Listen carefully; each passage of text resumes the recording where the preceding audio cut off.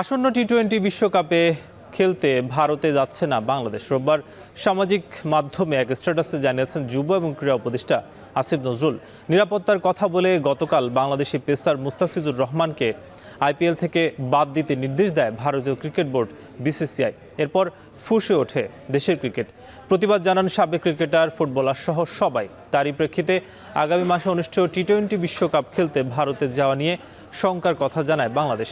গতকাল রাতে জরুরি বৈঠক ডেকে আইসিসির কাছে নিরাপত্তা চেয়ে চিঠি পাঠানোর সিদ্ধান্ত নেয় বিসিবি। তবে ক্রীড়া মন্ত্রণালয় থেকে নির্দেশনা দেওয়া হয় ভারতে খেলতে না যাওয়ার।